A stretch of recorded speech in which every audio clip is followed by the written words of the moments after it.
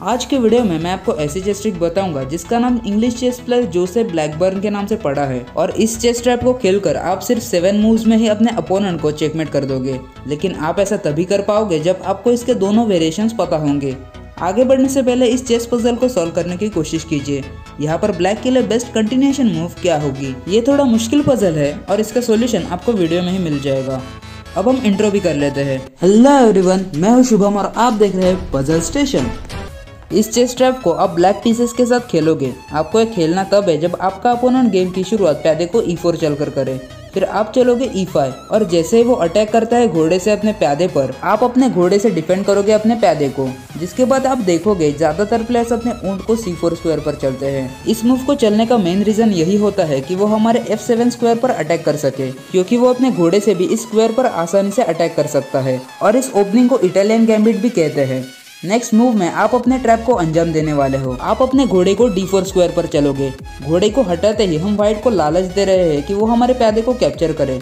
यहाँ पर 90% of players लालची हो जाते हैं। वो देखते ही यार फ्री में प्यादा मिल रहा है। और तो और नेक्स्ट मूव में वो हमारे वजीर और हाथी को फोर्क भी कर सकता है, इसीलिए वो उसको कैप्चर कर लेते हैं और इसी मूव के साथ व्हाइट हमारे ट्रैप में फंस चुका है। चलिए देखते हैं कैसे। अगले ही मूव में आप अपने वजीर को G5 स्क्वायर पर चलकर उसके घोड़े और प्यादे दोनों पर अटैक करोगे। इस पोजीशन में आप देखोगे कि ज्यादातर प्लेयर्स प्यादे को अपने घोड़े से कैप्चर कर लेते हैं, क्योंकि ये मूव चलकर उसने अपने घोड़े को तो सेव कर ही लिया और अब वो हमारे हाथी और वजीर दोनों को फोर्क कर रहा है। नेक्स्ट मूव में आप उसका प्यादा कैप्चर करके उसके हाथी पर अटैक करोगे। अब उसके हाथी के पास एक ही मूव बचा है बचने के लिए, जो कि है हाथी को F1 स्क्वायर पर चलना। लेकिन आप अब उसके E4 वाले प्यादे को कैप्चर करके उसके राजा को चेक दोगे। अब उसके राजा के पास चलने के लिए कोई मूव ही नहीं बचा है। वो अपने वजीर से भी चेक को ब्लॉक नहीं कर सकता, क्योंकि हमारा घोड़ा अटैक कर रहा है। तो उसके पास अब एक ही ऑप्शन बचा है, जो कि अपने ऊंट से चेक को ब्लॉक करे। नेक्स्ट मूव को देखकर आपके अपोनेंट के होश उड़ जाएंगे, क्योंकि आप अपने घोड़े को F3 स्क्वायर पर चलोगे और इसी मूव के साथ व्हाइट का राजा पूरी तरह से ट्रैप हो चुका है। वो हमारे घोड़े को भी कैप्चर नहीं कर सकता, क्योंकि उसका ऊंट पिन है। और इसी के साथ सिर्फ 7 मूव्स में व्हाइट के राजा का चेकमेट हो चुका है। अगर हम वापस से पीछे जाए और लेट सपोज आपका अपोनेंट अपने हाथी को बचाता ही नहीं है, उसके जगह वो आपके हाथी को कैप्चर करता है, उस केस में सिंपली आप उसके हाथी को कैप्चर करके उसके राजा को चेक दोगे। अब उसके पास एक ही ऑप्शन बचा है कि वो अपने ऊंट से चेक को ब्लॉक करे। अगले मूव में आप उसके प्यादे को कैप्चर करके व्हाइट के राजा को चेक दोगे। यहाँ पर वो अपने वजीर से चेक को ब्लॉक नहीं कर सकता हमारे घोड़े की वजह से, तो फिर से उसको अपने ऊंट से ही चेक को ब्लॉक करना पड़ेगा। अब घोड़े को F3 स्क्वायर पर चलकर चेकमेट नहीं होगा, क्योंकि फिर उसका राजा यहाँ से भाग जाएगा।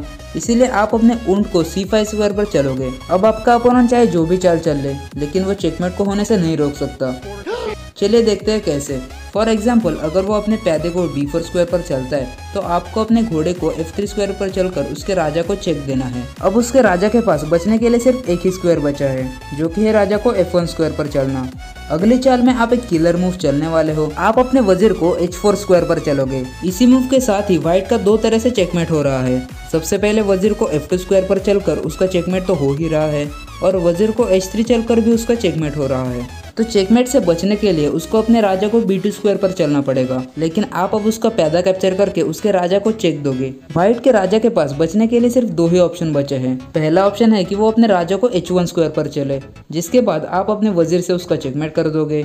लेकिन अगर वो अपने राजा को H3 स्क्वायर पर चलता है, तो आप सिंपली अपने प्यादे को आगे बढ़ाकर अपने ऊंट से उसके राजा का चेकमेट कर दोगे। अगर आपको कुछ चेस कंसेप्ट क्लियर नहीं है, जैसे कि castling, fork, double attack, discover attack और बहुत कुछ, तो इन पर मैं पहले ही वीडियो बना चुका हूं, जो कि आपको मेरे चैनल पर मिल जाएंगे और उन वीडियोस का लिंक आपको डिस्क्रिप्शन बॉक्स में भी मिल जाएगा, तो उसे भी चेकआउट कर लेना। और इस वीडियो को ज़्यादा से ज़्यादा शेयर कीजिए और सब्सक्राइब, कमेंट और लाइक तो आप कर ही देंगे। Thanks for watching.